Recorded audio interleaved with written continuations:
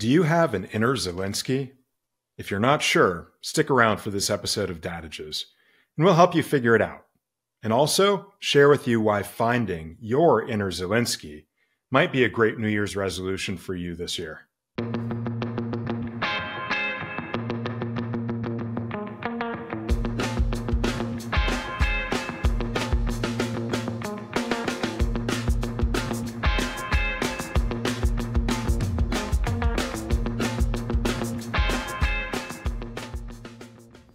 Dadages, friends and family, welcome back to Dadages. Here in December, we're continuing with the themes and topics we covered throughout the month of November. If you recall, the dadage we introduced was, extremists paint compromise as weakness because they know it is the only force strong enough to defeat them. In our recent episodes, we spent time covering the intense conflict in the Middle East as war rages in Gaza, as well as the impact here in the US through the ongoing war between extremism and centrism. In today's episode, we have the opportunity to apply that same lens to the other great conflict being waged in the world, the war in Ukraine. And we're very fortunate to be joined today by someone who has a unique vantage point and has studied the subject, particularly focusing her studies on Volodymyr Zelensky, the leader who has emerged on the world stage through his determination and steadfast stewardship of his country and his people throughout the war. Today's guest is Jessie Kanzer, who has recently written her second book, Unlocking Your Inner Zelensky,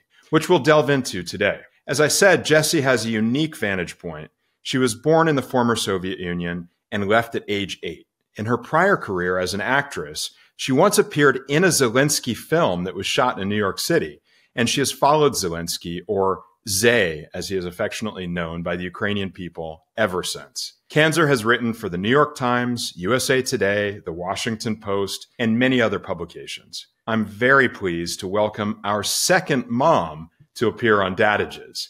Jessie, thank you so much for being with us here today. Thank you so much for having me, Chad. So honored to be a second mom here. Absolutely. Absolutely. We're really looking forward to it. And Jessie, let's just dive in and let's start with your new book, Unlocking Your Inner Zelensky. What exactly does it mean to have an inner Zelensky, and how can Zay, as you refer to him, be an inspiration and an example for all of us? So to me, and we'll get into the backstory in a little bit, I'm sure, but to me, what this inner Zelensky represents is impeccable moral clarity. And I know you've been talking about all of the problems going on in the world before me here. They seem to have just only multiplied since I've written the book, sadly, and yet also realistically, because what we realize is with every giant calamity, the problems have been there all along, and we just maybe on our side of the world weren't aware of them or as aware of them. You're so right. We here in the US are so insular in our focus and focused on just what happens within our own borders that we often don't see what's going on in the rest of the world until it's too late. We had our own problems, right? We always have our own problems. This is the reality of being human.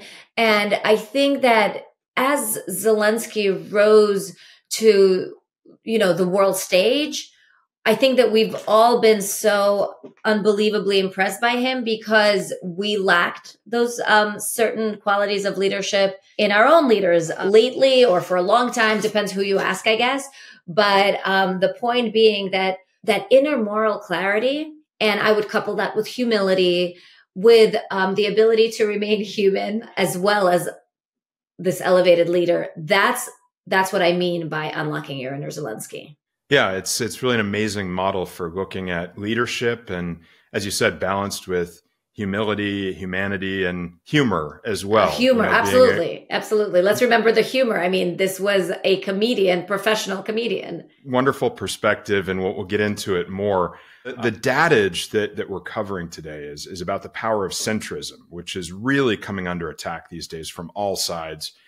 In a polarized world that's just totally dominated by extremism. A concept that is very much aligned with centrism is the idea of unity. You've brilliantly illustrated in your book how Zelensky as a leader stands for unity in Ukraine. In his humility, as you've talked about here, he has said that he's a simple person. He said, we're all simple people. And even went on in his inaugural address to say, every one of us is the president now. Can you elaborate on this for the Dadages, friends and family? Can you explain these messages of unity and accountability that came from Zay? Sure. And by the way, the Zay moniker was it's what his people gave him, you know? So I was also surprised to find that, but it really made the writing much easier than just saying Zelensky, Zelensky, Zelensky. So I'm really glad you picked up on that. And it makes it easier to listen to in audiobook format as well. Yes, thank you for mentioning that, right? The audiobook format is wonderful, by the way, done by Ukrainian actress, American Ukrainian. Beautiful voice. She reads it extremely well and definitely does your work justice. Thank you. I thought so as well. So one of my favorite of his quotes is, as you mentioned, I'm not a politician. I'm just a simple person who has come to break down the system. And he went on and on in his inaugural address, in the time of war as well, to remind people that we are all ordinary. We're all just people doing our best. I thought it was such an important message because usually we see leaders in their like egoic form, right? Like they get like their ego gets more and more inflated. Yeah. I mean, Donald Trump was all about breaking down the system too, right? But he came into it with ego, oozing ego out of every pore practically. Exactly. And see, that's the big difference here is I've watched Zelensky continuously. As you mentioned, I've researched him for years before the war began, but I continue to follow. And never has he wavered from that balance of human/leader versus just inflated leader. So this idea of being an ordinary person, every one of us is the leader of our time. He also said when he received the Times Person of the Year award, he said, every one of us is the leader of our time. Also true, especially with our technology now and every one of us, like you and I, having our own platforms, however the size, we each have influence. And so this reminder, for me, it helps us not just be like, oh, yay, there's Zelensky and he's humble, but also helps us understand that we each have an opportunity to rise to what's being asked of us, of each of us, to rise to maybe be a little more responsible for what we put out there and a little more conscientious of what we want our message in the world to be. Yeah. If Zay can do it, we can do it, right? You went on in your own words to say, and I really love this point that you made in the book, that we're united as human beings by our ordinariness and that there is great power in ordinariness and that ordinary is limitless as a result. And I think that that's just such a beautiful message. And I really loved how it resounded in your book. Thanks. I mean, at my heart, and I say this, I'm a spiritual nerd, a self-help guru. No, just kidding by the guru, because I think the whole guru aspect is another inflated ego thing. The last thing in the world I would ever aspire to be is a guru. Yeah, because it's fake. I shouldn't say that. In history, there have been gurus, but yes, to aspire. The modern context of the guru is a terrible facsimile of what it really meant at one time. 100%. And so when I say spiritual guru, I should mention for those who don't realize, but I know that you guys love humor at Dadages. So yes, I say that with complete irony. What I'm saying is fully inserted in cheek. Exactly. So, I do love to find the spiritual though in everyday life. I think that's where it really helps us to find a spiritual, uplifting aspect in even war, right? As a spiritual student, though, I was a longtime reader of the Bhagavad Gita. That's ancient Hindu text that some know, some don't know. But the interesting thing is the Bhagavad Gita takes place in a time of war. It's a conversation that takes place between a person who does not want to fight the war that he has to fight in. Because I have this background of being a spiritual student and teacher sometimes, is this background helped me see Zelensky as that. And so I realized that he was a reluctant wartime leader. He didn't want war. You talked about centrism. He really hoped to find a peaceful solution, to find some kind of dialogue with what ended up being an impossible partner to dialogue with, Putin. But he did want that. Not being able to do that, he turned his attention to ordinariness of everybody and to unity, because the natural thing that happens in a time of calamity is that people become unified. This is a response, right? We've seen this response, in America after 9/11. It's something that happens. Unfortunately, it takes tragedy for that unity to surface, but it's there all along. And so this unity, Zelensky's great challenge and ability has been to keep that unity going, to keep that sense of unity for his people, because the war is an ongoing conflict, unfortunately. Yeah, without an end in sight right now, unfortunately. And let's continue on the theme of Zay and centrism.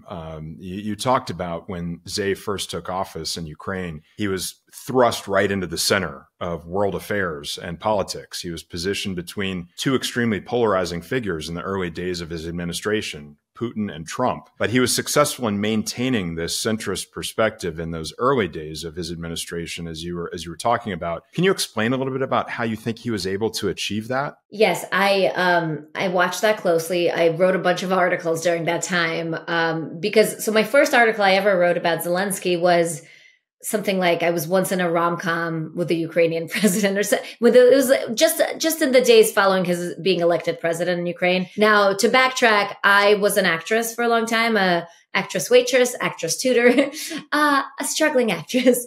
When in New York, there was a movie filming in the Russian language. I went for a little part, and it ended up being a Zelensky film. It was his first big feature film. He was one of just 3 stars. I had this tiny little role, but irrelevant. It was a fun role. I got paid well.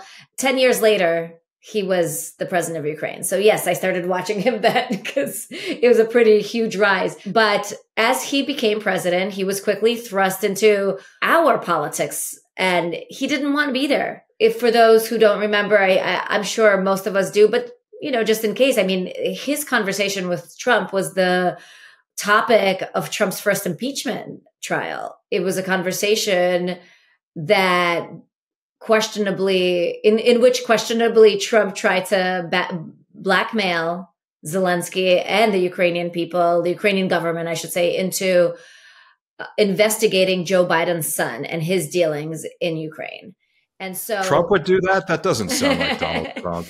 Right. And so he was withholding aid. Ukraine, understandably, now we understand how badly they needed our aid and support. Because again, to backtrack a little bit, the war in Ukraine really has been going on since 2014, when Russia illegally annexed Crimea. And that was a response to the Ukrainian people wanting Ukraine to be less of a puppet government for Russia. They wanted Ukraine to be part of Europe. There was a lot of problems going on before we were aware of those problems. Yeah, as you said earlier, from our vantage point, we usually don't see it until it really explodes onto the world stage. And then we have to look back to say, how did this happen? How did we miss it? When aid was being withheld from Ukraine, now we can understand how important that aid was, because they were already in the middle of this problem with Russia. The thing is, so Zelensky didn't want to be this so he didn't want to be a puppet. The people didn't want to be a puppet for Russia. Well, guess what? They don't want to be a puppet for America either. The way that the Trump administration was handling Ukraine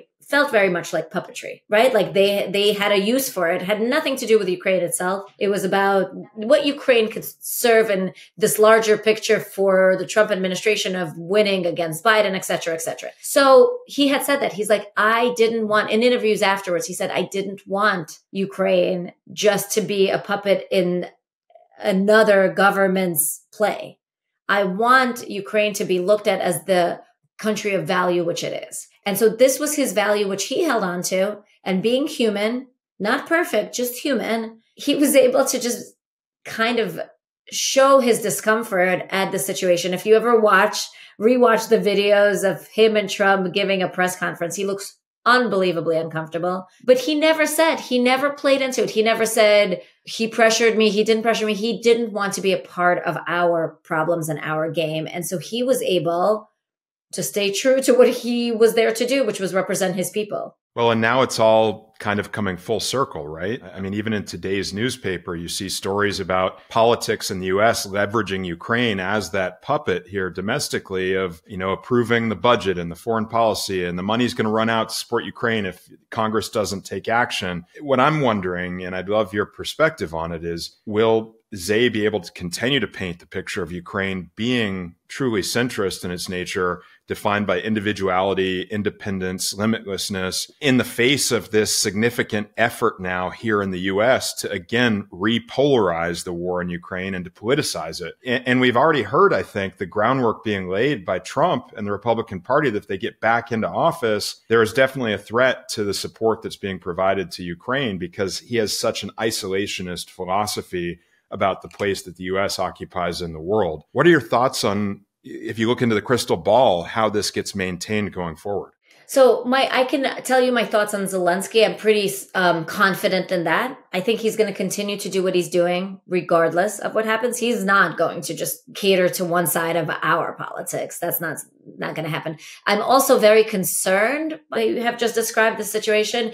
I also find it very questionable given that Zelensky had never played into Trump's hands to begin with years ago. And now this is coming full circle, as you said. And he's kind of threatening, and not just Trump, but other conservative, I would say the extremist conservatives, since we're talking about centrist versus extremism. I find, again, I don't have a crystal ball, but I find it very unrealistic that America will cut aid and support for Ukraine. I also have a very larger question that I keep not seeing in the newspapers enough, and this is Russia's involvement in the Middle East. Russia is a close ally of Iran. Russia supports what's going on in the Middle East now because it serves it very well. Another war takes away the spotlight from Russia's war in Ukraine, which is a complete war of aggression. Sometimes situations are complicated. Middle East is complicated. Russia and Ukraine is not complicated. It's really not. So I think that I would hope that despite what's being told to followers, to people who will ultimately vote in one way or the other, I hope that leaders who end up in very powerful positions understand the precarious situation of the world right now. Yeah, can see through all of the mess to get to the heart of the issue, for sure. Sorry, I was just going to add, I think that because of this very, as you said, our very polarized society right now, a lot of it has to do with the technology as well that we live in, where you kind of live in the truth you want to live in, right? You keep getting served more of the truth you already subscribe to. I think that because of that, politicians also have to just play up that extremism. I'm not defending anybody. I'm just saying that I think that when push comes to shove, they will do what needs to be done, which is, I don't see how you could stop supporting Ukraine. Yeah, I hope that's the case, from your mouth to God's ears. Right. And one of the things I find fascinating about your book is, it's really not just about Ukraine, and it's not written just for Ukrainians. The concepts and the messages from the book are really universally applicable. And I'd like to do just that right now. I'd like to apply some of the principles that you talk about in your book to the other conflicts around the world and right here at home in the US, as we were alluding to earlier. As someone with Ukrainian roots and a Jewish heritage, I'm really curious to get your perspective on what I see as a challenging question. What do you see as the key differences? You highlighted there is a difference between what's going on in the Middle East, what's going on in Ukraine, but what can you better explain what you see as the key differences in the war in Ukraine, which seem to immediately unite and bring together our country here in the US in support of Ukraine, versus the war in the Middle East, which has just as quickly dramatically divided our country? The war in the Middle East is a much older war.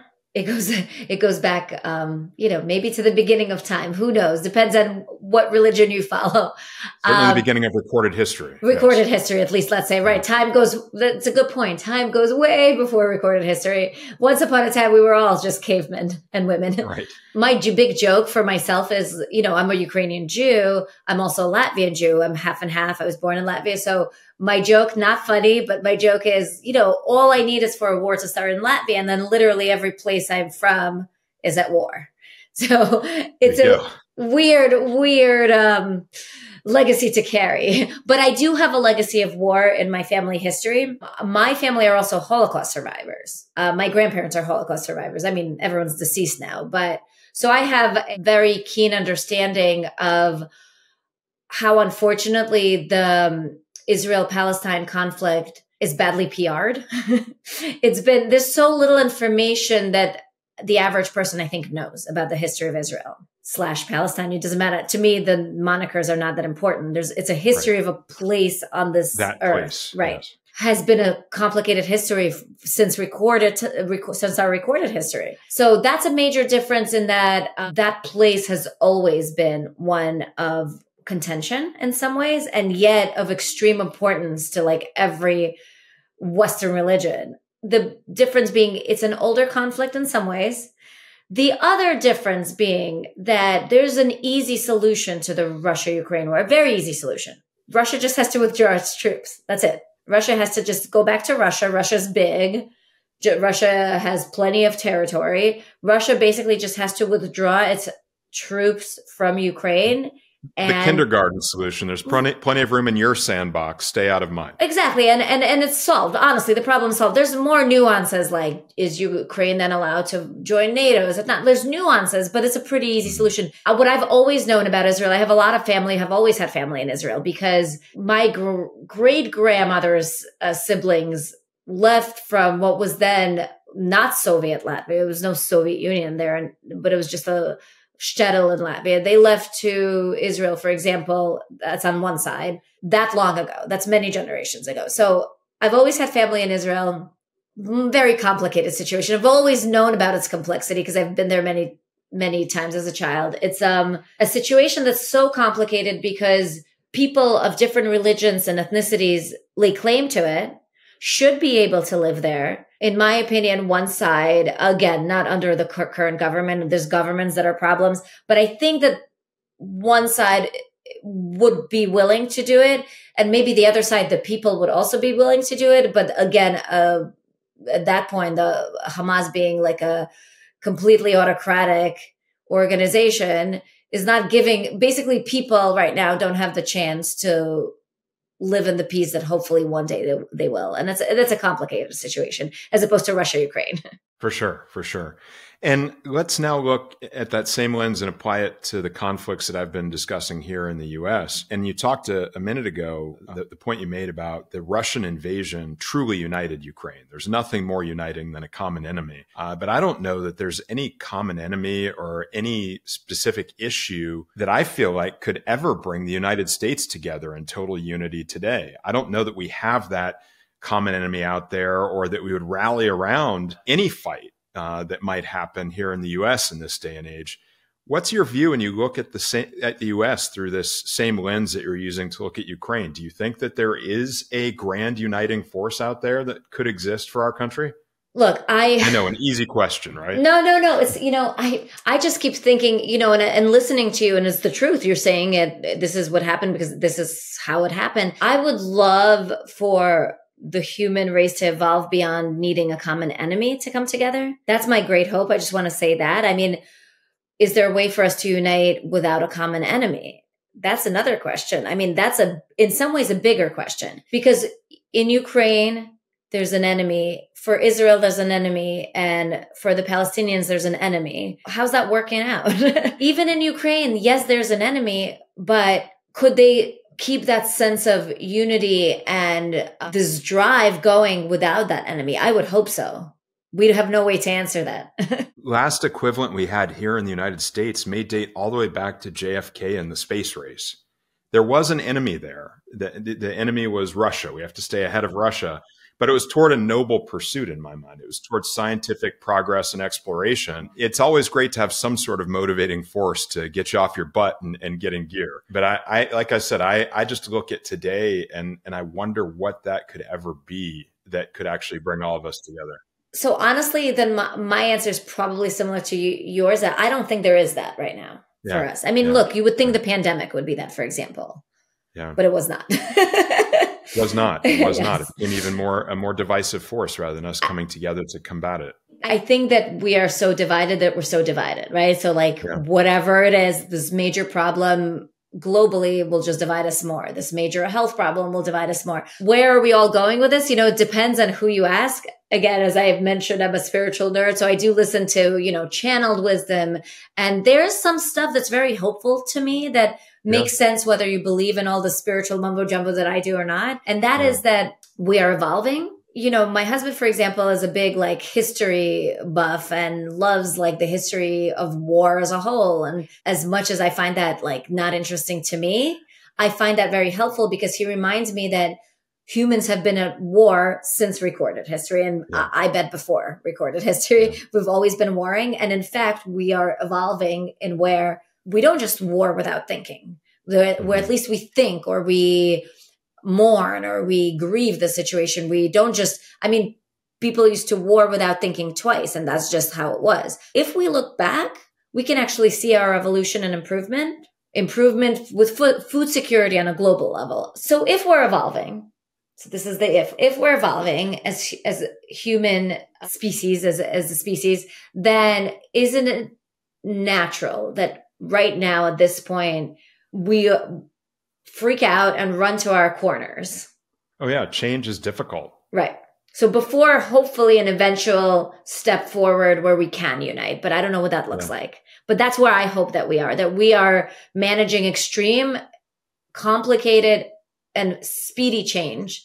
And so this is a symptom. Our divisiveness and inability to come together is a symptom of that change. You've talked a bit about spirituality. We'll come back and touch on that a little more later on. But I do feel that if there's a way to take spirituality, which is such an esoteric concept for most people, it doesn't find a place in our daily lives, certainly as much as all the conflicts in the world do.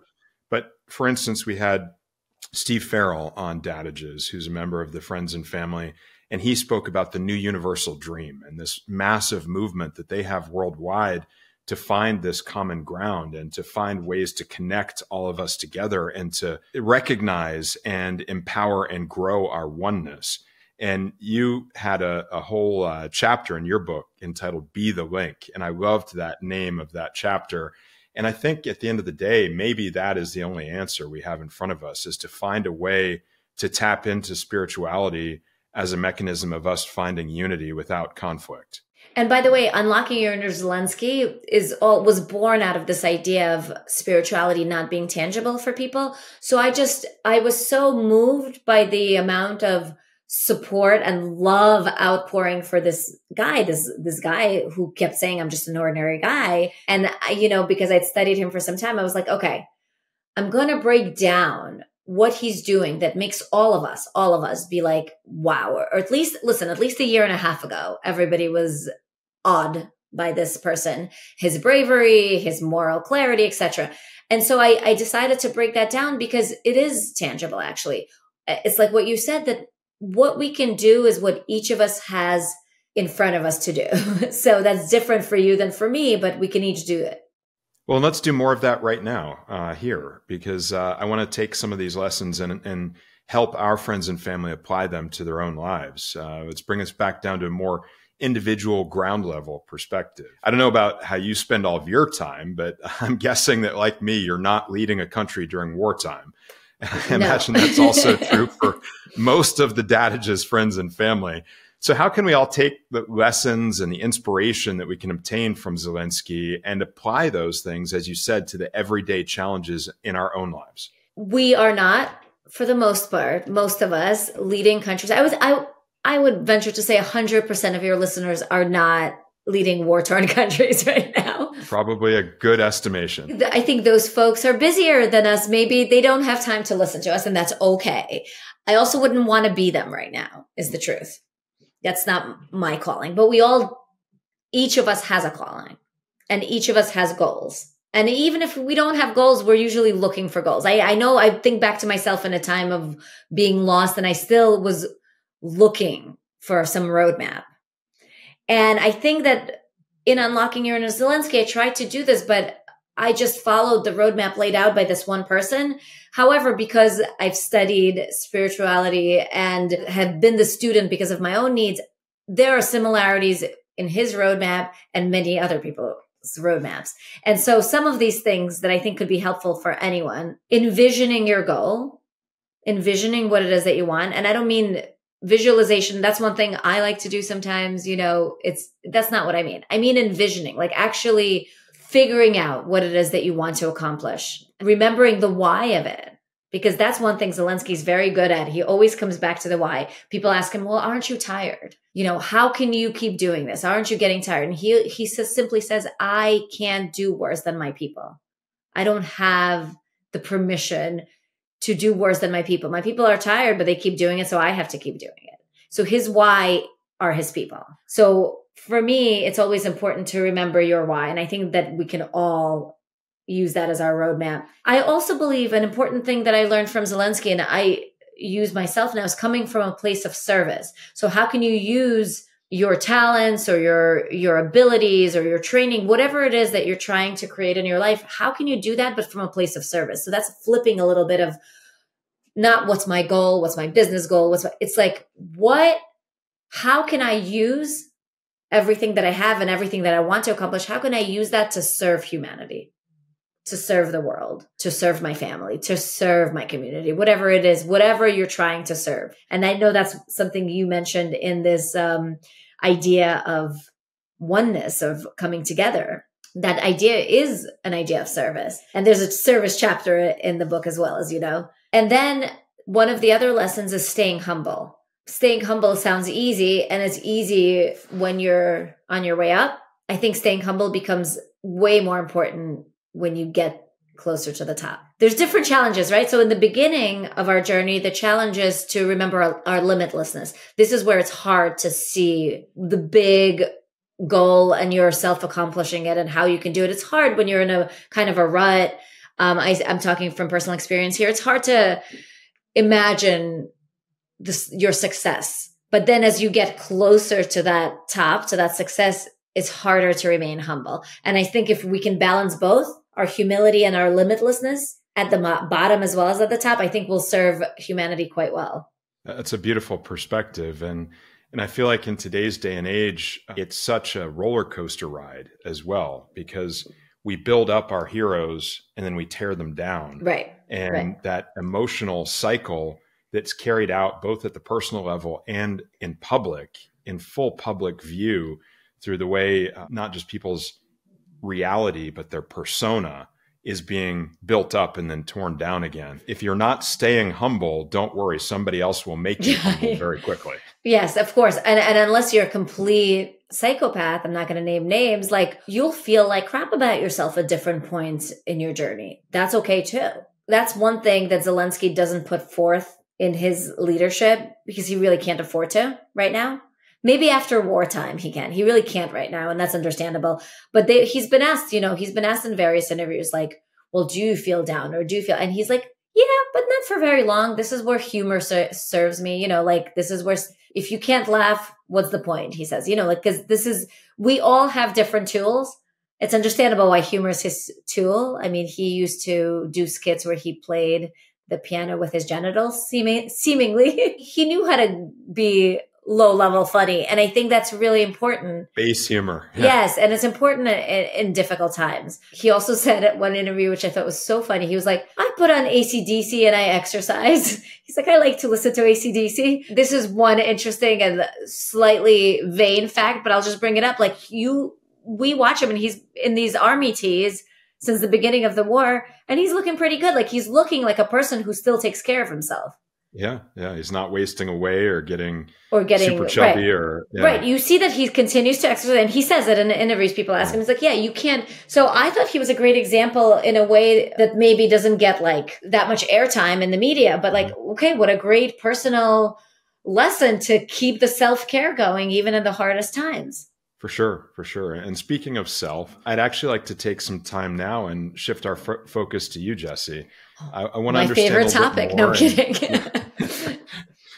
I want to understand a little bit more and share also with the friends and family how you arrived at this moment in your life. How did you come to write this insightful and inspirational book about Volodymyr Zelensky, other than happening to share a studio with him during the production of the movie you talked about? Yeah, it was called No Love in the City or Love in the Big City, depending how you translate it, which I never understood, but it's on IMDb. It's with both names on there. So I am an immigrant, as you've mentioned. I came from the former Soviet Union. I turned 8 en route. We had to wait in various European countries for asylum status, to be granted asylum status before we came here. I turned 8 my least favorite birthday as a refugee. We were living in a really hot place in Italy at the time with no air conditioning and like multiple families in one small place. And so it was a pretty difficult journey. I say pretty difficult because from the point of view of a child, it's interesting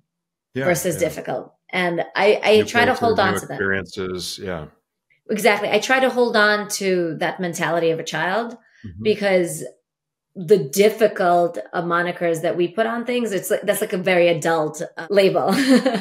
Children are just wide-eyed taking in the experience and they're very resilient. Totally. Taking in what life throws at them. Right. And so that was me. And then, but I did struggle and I struggled a bunch in America because initially I wanted to be so very American to the point I still do. But what I did is, and again, children take everything in. Unfortunately, they lack tools. And that's what later haunts us as adults. The stuff that the traumas that we took in as kids because we couldn't otherwise. So couldn't process it effectively. Exactly. To avoid the damage that it could do to your psyche at that age. Exactly. So in dealing with my trauma, writing became a way for me to sort of excavate it and deal with it, but also do so where there was a service element to it, right? We talked about service, that there was an element where, okay, what can I take out of it that can help somebody else? Because even though my story is very specific, being this child refugee and going through that, but what I realized in talking to people, I'm a people person, I like people. I'm also somebody who goes in a hole and writes for a long time. So then afterwards, when I get to talk to people, it's exciting. And so what I learned from people is that we all have our refugee, quote unquote, journey. It's just not always as a refugee. We all have our difficulties. What helped me through my difficulties, I know can help other people. So that's how I came upon book one, which was called Don't Just Sit There, Do Nothing. And it was my experiences with the ancient philosophy of the Tao Te Ching, how that ancient philosophy about sort of going with the flow of life, how it helped me. And then in that book, there was a chapter called Use It. The main character of that chapter was Volodymyr Zelensky, and it was about his ability to use what life throws at him and to grow from it and to go further on his path. My book, that first book, came out 4 days after the war in Ukraine began. So when I was doing interviews for the book, people, of course, kept asking me about that chapter and about Volodymyr Zelensky. And so very naturally, I started talking a lot about it, and I started realizing quickly that there's more to do here. And that's how Unlocking Your Inner Zelensky came about. That's fantastic. And, there's another element, and you've touched on your migrant experience. You've touched on your roots in Latvia. My family's background is similar. My family is part Russian Jews and part Lithuanian Jews, Litvaks from Lithuania. And so I can certainly relate to all of that. And I can also relate to what you described, where you struggled for much of your life to sort of reconcile and fully embrace your own identity. I think a lot of us, and this I think is something that is fairly common among Americans because we are such a melting pot. You as a Jew, as a Russian, having several different elements to your heritage. But you say that Zelensky actually taught you that no matter where you were born, you get to say who you are and you get to define it. I love that message. And I think that's such a powerful and empowering perspective. How is it exactly that Zay did all of that for you? And what did that look like in your own life and your evolution as a human being coming to that point? Yeah. And that's chapter one, I believe, is who the bleep. That's because what's more basic and important than figuring out who the bleep you are, right? Now, that's actually a much larger question, is the truth. Much larger than just where you come from, what your family history is, what your religion, what your ethnicity is. And so that's why I always struggled with that. And that's why I was, as I call myself, a spiritual nerd, because it's confusing. And it was confusing for me because of my immigrant experiences. But as you've mentioned, it's confusing for everyone for various reasons. And in America, like you said, we're a melting pot of everything. Like I remember asking my husband, who is American, an American Jew, and I would ask him like where his family is from. He had no clue. So I had to dig in his family to find out what different parts, and that's fine for some of us. For others, we kind of need to have something. And so what I learned from Zelensky is, look, he was a Soviet Jew just like I was a Soviet Jew from that same generation. He was born into Soviet Ukraine. I was born to Soviet Latvia. It didn't matter back then because it was all under the Soviet umbrella. But he had to immigrate in a way, the way I had to immigrate, because his country freed itself or tried to free itself, kept trying to free itself from that Soviet umbrella. His country kept changing face. I literally changed countries, but his country kept changing face. And then ultimately he became a star of this continually changing country. And then he became president of this country. My father, who was born, grew up in Ukraine, my grandparents are buried there, remembered Ukraine as being quite anti-Semitic at his time, right? And this is a difficult thing to bring up because this is also one of those like monikers, the Nazi moniker that was used by Putin to attack Ukraine. But then what happened during these many years of Soviet Union falling, the Ukrainian people becoming free and more free, is they chose who they wanted to be. And they chose to be a people who united rather than what is going on in our country right now, rather than become divided. They united, and clearly they united enough to elect people of all sorts, right? So they elected a Jewish president and a Jewish prime minister, and they were able to see Ukraine as something different than just the specific ethnicity, because there is a Ukrainian ethnicity. Zelensky is not Ukrainian ethnically. He's ethnically a Jew. That is a different ethnicity in that part of the world. Very complicated to understand for some, but it is. So the Ukrainian ethnicity is a sort of, it's closer to the Slavic ethnicity. It's a specific lineage that goes very badly treated by Russians for generations, by the way. But Ukraine now is a melting pot. You know, it includes Crimean Tatars. They're Muslim, also very badly treated by the Soviet Union historically. It includes Jews like Zelensky. It includes ethnically Russian people as well, who want to live in Ukraine and want to be free. And so in many of his speeches, he would underline that. He would say, look, we have 100 different ethnicities here, but we are all one, and we came together as a single fist. And he would keep underlining that we are all Ukrainian. He used to joke, everyone will be a little bit Ukrainian. The meaning they gave to the moniker Ukrainian was bravery, freedom, and everything else that they're seeking to keep in their country. And so from watching this, I understood that, well, look, if a people can do that, if a president can do that, then every ordinary person can do that as well. We can define ourselves however we choose. And we can all assimilate all of these different pieces and put them together and package them the way that serves us best. It's really a remarkable perspective for sure.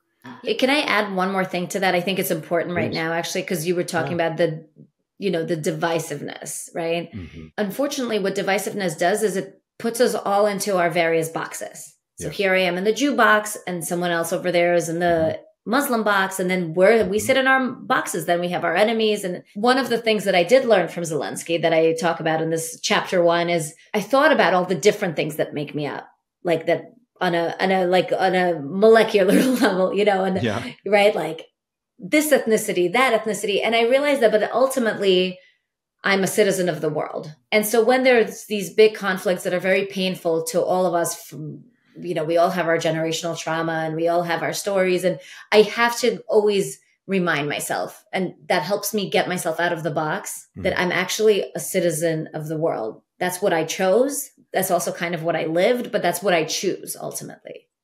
That's beautiful. And to counterbalance that, you talk about this global perspective, being a citizen of the world, but then it also comes back to the inside, right? It comes back to who we are on the inside and what really drives us, and coming back to spirituality and emotion and humanness. And you said that there's specific words that held great meaning for you: as within, so without. And I think that when you look at this world that's being dominated by extremists, they're channeling fear within all of us as individuals as their source of power. How do you think that can be overcome on an individual scale and then translate to this global perspective that you talk about? And there's a chapter on that as well, right? There's a chapter. I was trying to remember as you were talking exactly what I called it. Isn't that funny? But it's good to forget your own words. From fear to love. Look, it's a continuum, right? Like we don't just go automatically from fear to love. Like I fear the terrorists. I love the terrorists. We can't go like automatically. I mean, most of us can't automatically go to that, but we can work towards that, right? So the fear aspect is what helps keep this model of power, that this historic model of power that we've had going on in humanity, where there's power, the people in power, and there's the rest of us. And I think one of the possibilities, and this is the one I hope we choose as a collective, one of the possibilities that technology is offering us is a more democratic kind of power system, and more democratic even than our own, where like each one of us has capability to hold attention of other people, for example, but not so much attention where it's one person in charge. I mean, it ends up power being shared by many people, but that's one possibility. I hope that's where we end up. We can't end up there if we keep subscribing to fear. Subscribing to fear serves those in power, because then you're scared and then you need to be protected. And then who's going to protect you? And there's only, there's like option A, option B, and then somebody's going to protect you, and that's okay. So I hope that we rise. And listen, this is a very challenging thing to do. I know this from myself. Like I say this, but on an individual level, I get that it's challenging, and there are things to be scared of. And I'm a mother. Like, of course we fear, but we have to rise above that in our decision making. For sure. And along with letting go of that fear and making that transition that you're talking about, if we go, one more step philosophically, I think that one of the greatest elements that's required in the notion of centrism, it's built into the notion of centrism, is patience. And in becoming polarized, our world has also become hyper reactionary with really short attention spans and really quick reactions to every word that's uttered or written across the globe. You're a student of the Dadages, as you've shared. You've even written a book about it, as you said, your first book, and your book was all about non-action. Can you tell us a little bit about the Tao and about the subject of that first book and how you see patience and non-action fitting into this notion and into strong leadership? Yeah. And by the way, centrism to me is also that leans more towards that shared leadership that we talked about, because in essence, it is shared. It's shared between different factions. It has to be. I'm a student of the Dadages because I needed it. I'm not patient by nature, but I think none of us are these days because we're instant gratification society, right? Mm-hmm. Amazon. With a constant stream of inputs. Inputs, and the things you want can get delivered to your door. And so, by the way, patience is also another aspect of the Unlocking Your Inner Zelensky study, because he had said long ago that victory takes patience. Clearly, now we know that it's taking patience, it will take patience. He always said, but I don't know how long. I don't know how long it'll take. I don't know when it will come. It takes patience, and continuing to do what you did yesterday, continuing to put one step in front of the other with that moral clarity intact. As you said, we've become very reactionary as human beings, as governments. I talk about this in the book as well. We all have human drives. I believe the job of government is to act from somewhere higher than those human aspects of ourselves. I may be reactionary as a person, but if I take on the role of leader of a people, too bad. I don't get to just react. I have to take my time. And the Tao Te Ching is one of its many teachings is non-action, not forevermore, but non-action until the action arises. What that means is not being reactionary, but allowing the next intelligent step to arise versus jumping in and doing whatever our more base self tells us we need to do at that time. It's very wise words and a very good actionable recipe for patience. Yeah. And, let's take leadership on the global scale and now bring it back to leadership on the home front. And here at Dadages, we're all about how our roles as children of parents and our roles as parents to our children factor into everything we do in life. You devoted an entire chapter in your book to looking at children as guideposts. And you say that Zelensky urged members of the Ukrainian parliament to go so far as to hang their children's photos in their offices instead of posting photos of him, so they'd think about the next generation, not the next election when making decisions. Tell us how that factors into leadership and how it factors into your life as a parent. So for me, I never considered myself much of a leader, is the truth. Okay. I realized only more recently in my 40s, I realized that's sort of a cop-out too, because we are all leaders in one way or another. This is what Zelensky said, right? When you least expect it, somebody's looking up to you. Exactly. In my life as a mom, which is my primary role in my town, I've noticed it's my primary role beyond just my children. There are other children.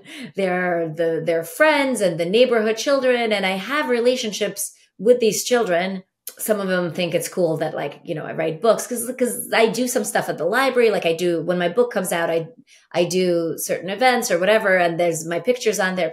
The kids run up to me, say I'm famous. It's really cute. Wow. That's your mom. They don't, I mean, my kids don't care, but like the other kids care. They think that's cool. They think it's cool. I have a TikTok page or whatever. And it's funny. It's pretty easy to be cool to kids as long as they're not your own. That's exactly. Is that so true? That is so true. But the truth of the matter is like, it's easy to discount that as leadership, but we all have leadership opportunities and we don't take them seriously, but maybe we should is the point, right? Mm-hmm. So if you if you figuratively hang up the pictures of your kids, or if you don't have kids, a kid in your like mental decision-making, room, wherever that exists, however you go within yourself to decide in your life where to go next, what to do.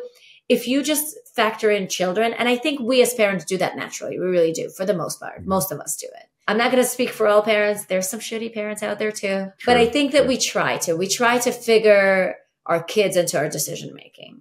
It's interesting you say that because it just brought to mind something that's really powerful for me, which is the instant in time. And it wasn't the first hour. It wasn't the first minute. It was the instant that my first son came into the world.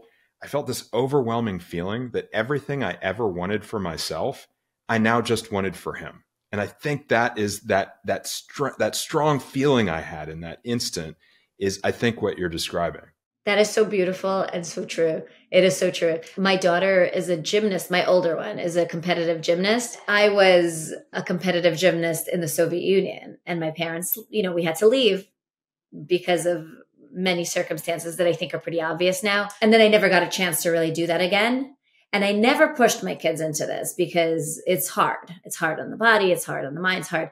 So she went this route herself, not having anything to do with me. But as I watch her, it's so funny.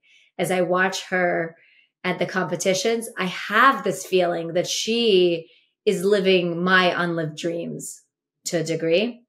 And it's such a beautiful thing to watch. And it's exactly what you spoke of the things we wish for ourselves. I can relate to that story too, because it's a little different scenario, but my son just started as a freshman at Stanford, which is my alma mater. And now every time I go back to visit him, I've been back like 8 times already this fall because he's a football player and it was football season.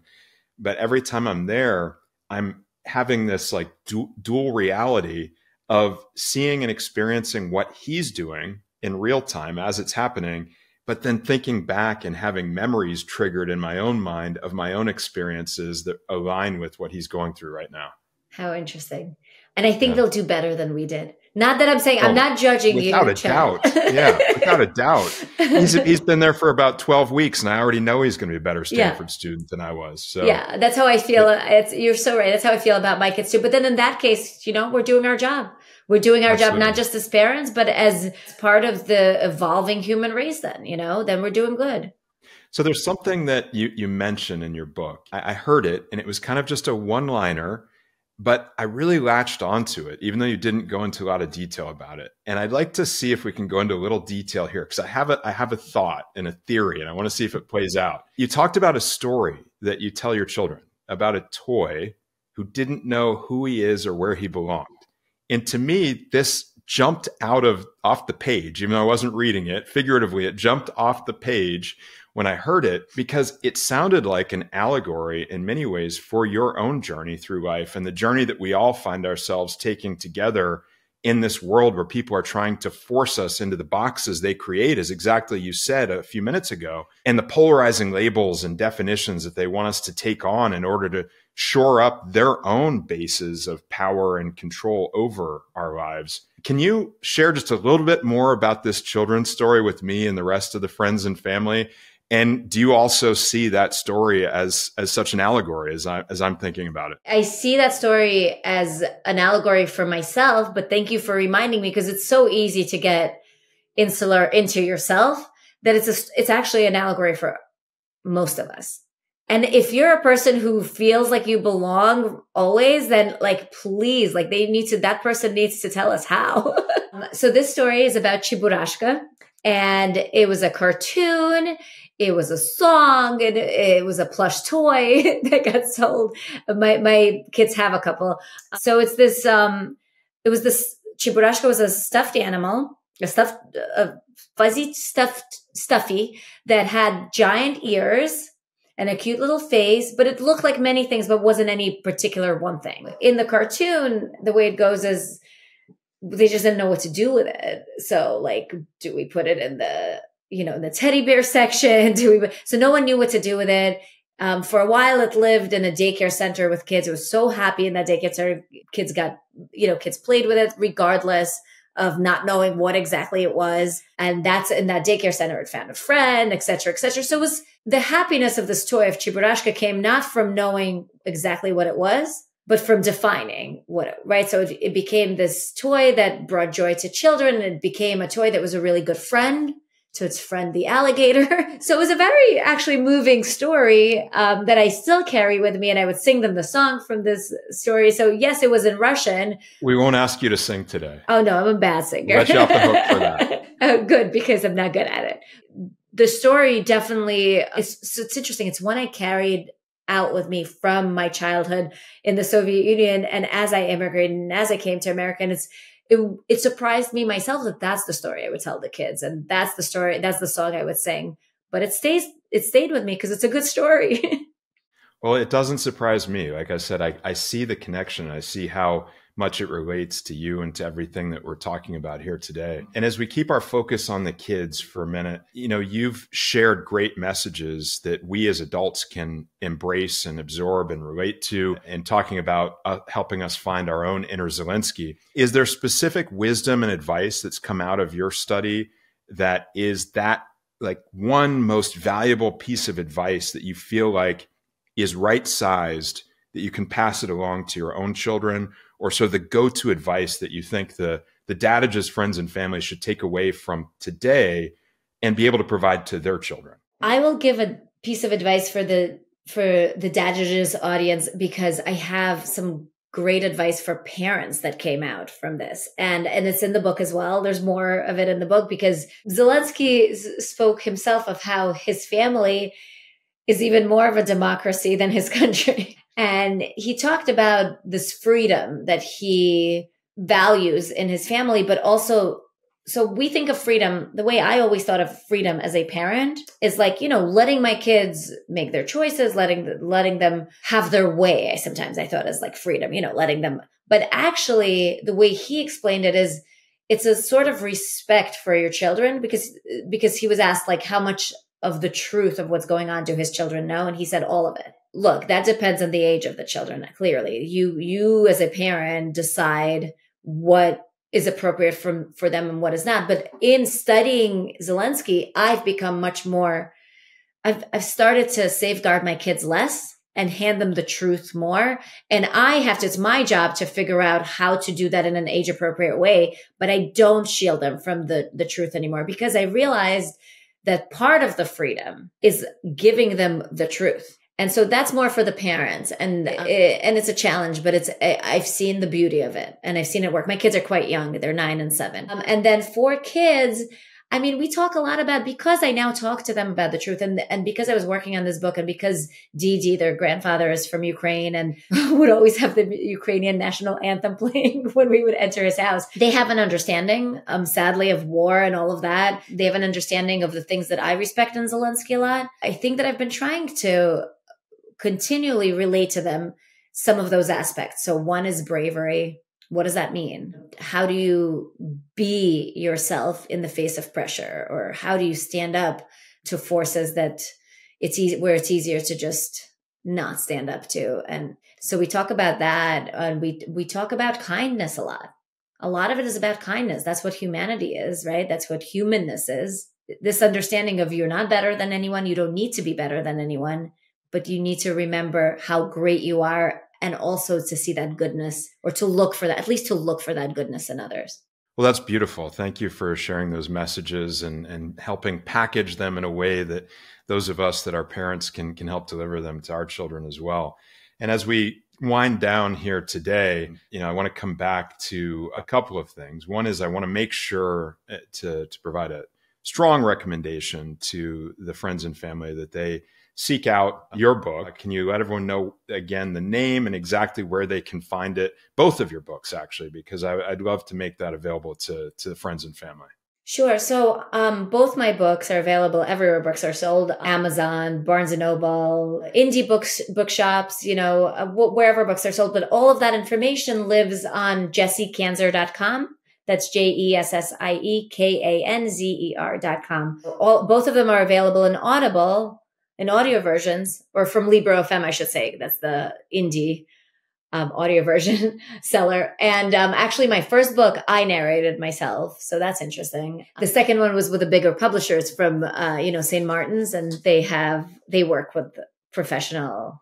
Well, now I have a motivation to go back and listen to your first book so Thanks. I can catch more of your voice in line. Oh, well, as my mom says, I like your voice better, but she's my mom.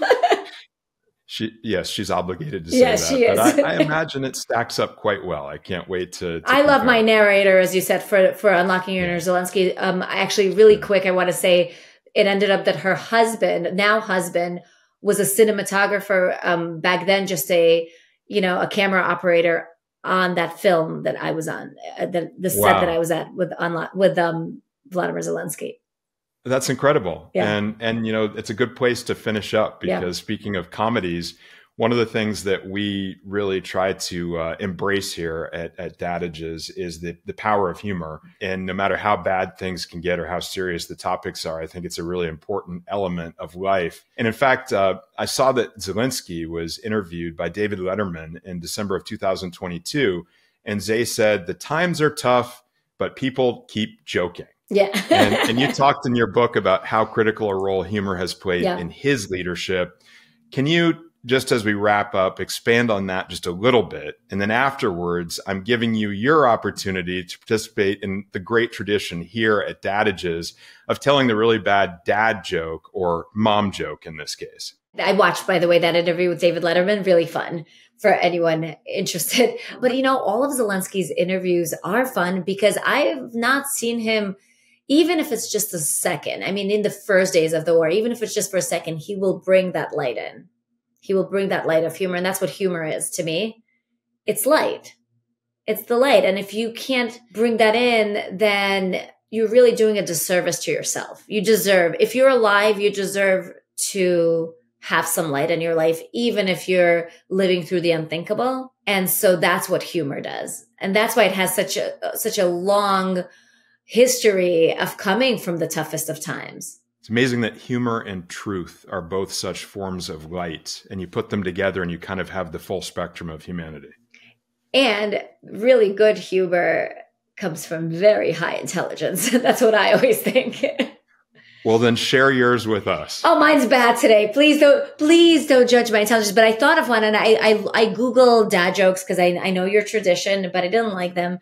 So I've got one. What do you call a dad who can manage all the schedules, all of the personalities of the family and work and global affairs that you have to pay attention to? So basically a dad who can hold it all together. I don't know, Jessie. What do you call that dad? Mom. Touche. I love that. And I definitely cannot top that one. I wouldn't even try. That's fantastic. Thank you. I made it up.